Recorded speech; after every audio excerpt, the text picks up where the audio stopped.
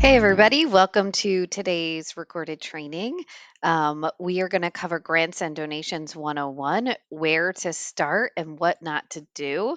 And these are practical steps for therapists and wellness professionals building nonprofit group practices. I am Dr. Lauren Lawson, and I help therapists and wellness professionals start and grow sustainable nonprofit group practices. So, this training is based on our recent poll, and you all voted pretty loud and clear that you wanted to know where to start with grants and fundraising. So, today we're going to cover where to find the right grants for your nonprofit practice, common myths about grants, how to start and maintain relationships with funders, how to read a grant, and how to create realistic budgets that funders can actually approve. So, by the end of the training, you'll have a roadmap to confidently start your grant search and be prepared to apply when the right opportunity comes along. A little bit about me before we dive in. I started my nonprofit 13 years ago in Ventura, California. We are still operating in Ventura. In 2019, I moved back to my home state, Pennsylvania, outside of Philadelphia, and I started Hope as well in Pennsylvania. So now we were operating in two different states, and this is what I do full time now. I also have worked in community mental health nonprofits and executive leadership for several years. So I have a really good sense of how to run nonprofits that are very, very large with multi-million dollar budgets, and then also how to run small, almost like a private practice nonprofit, but the business structure is set up as a nonprofit. So our current operating revenue for my nonprofit is around 300,000, and we plan to grow that significantly this next year. So I share with you all what has worked for me over the last 13 years, what has made it sustainable, and also what keeps me from burning out. So I created this coaching program to help other people know that this is an option, that you don't just have to choose between community mental health and traditional private practice. I want to start with a quick myth buster. Many nonprofits, especially new ones, think that grants are the only way to fund your work. But the truth is, grants are just one piece of your funding puzzle. Your practice will be more sustainable if you have diverse funding streams. Diverse funding streams include things like client fees, sliding scale, insurance, private pay, Medicaid. It also includes donations from individuals. It includes fundraising events, partnerships and sponsorships, and yes, also grants. That is because grants are competitive, they're time limited, and they're often restricted to specific uses. So it's not like you can get a grant and then use it for any type of expense that you have in your nonprofit. A lot of times they fall under the category of what's known as restricted funds. So if you put all of your eggs in the grant basket, you'll constantly feel like you're chasing the next application, and you're going to feel defeated because it's not likely that you're going to get every single grant that you apply for. In fact, it's most likely the opposite, where you're not going to get, um, you're going to apply to way more grants than you actually get. So I feel like that's really important for people to know, that really grants should only fund about 10 to 20% of your nonprofit. And yes, there are large nonprofits out there that have major grant funding. That is a huge piece of their pie, but they've been established for several years. So it's a different scenario that we're talking about when we think about government grants that are like millions of dollars. With that myth out of the way, let's dive into the good stuff, which is where to actually find grants. So, here are 5 categories of sources and real examples for mental health and community wellness nonprofits. The first thing that is most realistic is to start super locally. So, you want to look at local sources. These are often less competitive because fewer people apply, and they want to give to people in their community. And a lot of times they're not super focused on that you're a super new nonprofit. So, an example is the Ventura County Community Foundation. They offer small capacity building grants for nonprofits serving local residents. Boom, perfect. That is something I would look at. In Pennsylvania, the Pittsburgh Foundation funds mental health initiatives. Boom, I would also look at that. So those are two examples where my nonprofit operates. So what I want you to do is go start a Google search of local in your county, in your township grants that you can find. Then after that, if you want to go a little bit bigger, you kind of broaden your horizon and you start at the state level opportunities. So your state's Department of Health, Department of Human Services, or Office of Mental Health, they often have grant programs. Even your county office of mental health a lot of times have grant programs, and if they don't have grants, they have opportunities for partnership, which is huge when your local county or your state releases RFPs. So RFPs are requests for proposals. They're not grants, but they are funding set aside for things like mental health funding, and a lot of times they're not fee for service. They can also be program funded, which means if you win that RFP, they're giving you the money to pay for that program, versus paying you on a service by service basis. So start locally with your county and then your state. So some examples are California's Mental Health Services Act, MHSA. These funds are oftentimes for prevention and early intervention programs. So if you serve those kiddos, that's a good one. Um, and then there's federal grants, right? So these are the ones that people kind of have in their head that they want to go after. These are much larger, they're more competitive, and they can fund big projects. But things that you have to know about federal grants and even state grants is that you need to be reporting on your data. So you have to have outcomes measured. You have to know how to run your program, already been running it, reporting on that data that you've already been running it. And so these are the type of the grants that you don't really want to go after until you're at least 5 years down the road and you have some solid outcomes. Obviously, examples, which I'm sure most of you have heard of, are SAMHSA, so the Substance Abuse and Mental Health Services Administration. They offer multi year grants for mental health services and for people expanding services. Um, And then there's also corporate giving programs. This is kind of going back into those more like super local opportunities. So companies often give grants through their foundations. So example is Anthem Blue Cross Foundation funds projects for improving behavioral health access.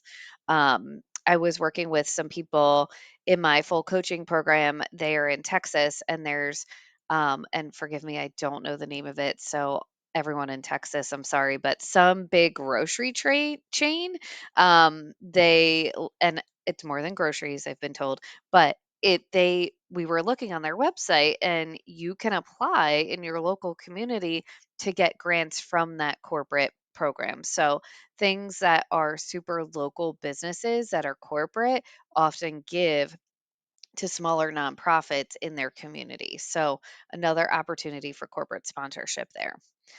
And then there are niche specific type opportunities and grants that you can search for that are tied to your mission. So things like It Gets Better Project offers grants to LGBT Q plus youth. The Bob Woodruff Foundation funds veteran mental health services. So these are all things that you can look for that are tied to your niche. You definitely don't want to be going after grants that are not in your wheelhouse. Like it's just a waste of time. So don't just be chasing money. You want to be chasing what is also serving your mission. And a pro tip for you is you can start with some free tools like grantwatch.com. They have free listings, or your local community foundation website, and grants.gov. So those are a few places that you can start. But honestly, I would personally start with Googling local corporate businesses and your local county mental health office to see what the opportunities are on those websites. Okay, so now let's talk about how to read a grant listing. So, finding a grant is one thing, but figuring out if you're actually eligible is another. So, when you pull up a grant listing, you want to focus immediately on eligibility. Do they fund nonprofits in my state? Do you have to be a 501c3 or can you have pending status? Or will they accept fiscal sponsorship if you don't have your 501(c)(3) status yet? You also want to look at the funding focus. Does your mission align with their priorities? If they fund youth with, like for example, if they fund youth programs and you only serve adults, it's just not a match and don't do it. Don't then try to tailor your programs to fit the grant. It's not going to work. And then you want to look at a deadline. Is there enough time to prepare a strong application? A lot of times these grants have a really quick turnaround. And so that can be normal, but you also want to make sure you have some time and effort you can put aside to put into the application. Then you want to look at reporting requirements. This is huge. Don't overlook this. Can you meet their data tracking and reporting expectations? So, as an example, I once saw a grant for 50K for mental health services, but it was only for nonprofits with 3 years of audited financials. And we were in year two. And we hadn't had audited financials. We weren't bringing in that much revenue to do the internal audits yet. So instead of forcing it, we just built a relationship with the funder and then applied several years later. And I don't think we got the grant, which is fine. Honestly, grants are not my thing because of everything I'm sharing with you. I personally don't focus a lot of my attention on grants. I focus my attention on building relationships in my local community and my local mental health office because I have found that those contracts are much more long term and they're based on relationships. So, just a little FYI, I don't personally focus my nonprofit on funding with grants. But doesn't mean that you can't. That's why I want to give you some of these tools and tips to really get you started.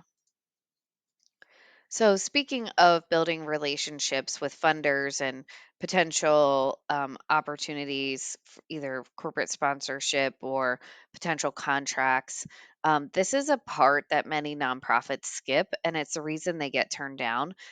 Funders fund people and relationships, not just proposals. So, here's how to start building relationships: attend their webinars or info sessions before you apply. Ask questions. Introduce yourself via email. Share your mission. Ask if they see alignment with their funding priorities. Follow them on LinkedIn and engage with their posts. Invite them to a site visit or to attend a community event.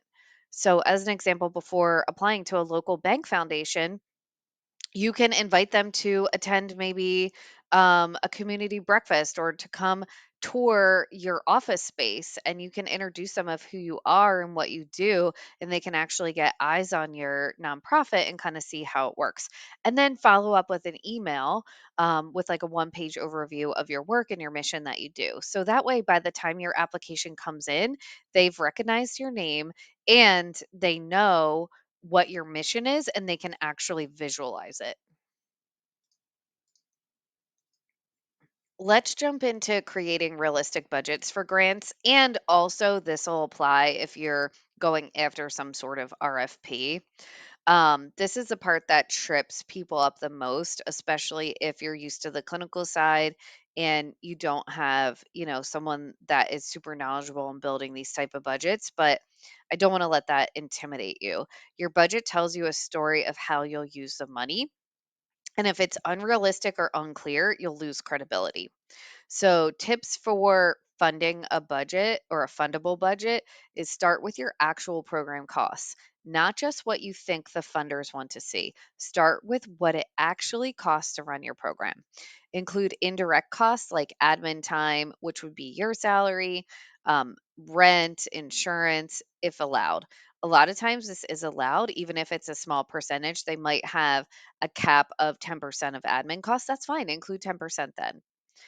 Make sure your numbers align with your narrative in the application. So, for example, for a youth therapy program grant, we budgeted, let's just say we budget 18,000 for therapist salary part-time, 5,000 for program supplies and materials, 2,000 for marketing and outreach, and then 1,000 for evaluation and reporting software or your EHR or whatever. So total is 26,000. And so a lot of times a budget like this is going to stand out because it's super realistic, it clearly ties to outcomes, it's super reasonable, and it is also obtainable. So, something that just clearly states what you're using the funding for, and what categories. It doesn't always have to be super fancy. And sometimes they will have you create a budget template, and sometimes they will give you a budget template. Sometimes they will say, okay, you tell us what you think the program's going to cost, or they'll say, we have a bucket of money of 50,000 and then you back your needs into that budget. So it can go one of two ways, but the bottom line is you want to make it super realistic, really share what your program costs are, include indirect costs like admin stuff when that's allowed, and then um, don't underestimate expenses or forgetting to include any evaluation and reporting information.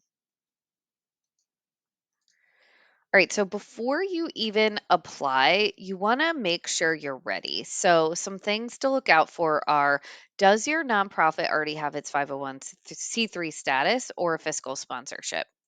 Do you have a clear mission and measurable outcomes? Do you have proof of community need? So, this is like the data plus the stories. And do you have financial documents ready? Your budget, your Form 990, profit and loss statement.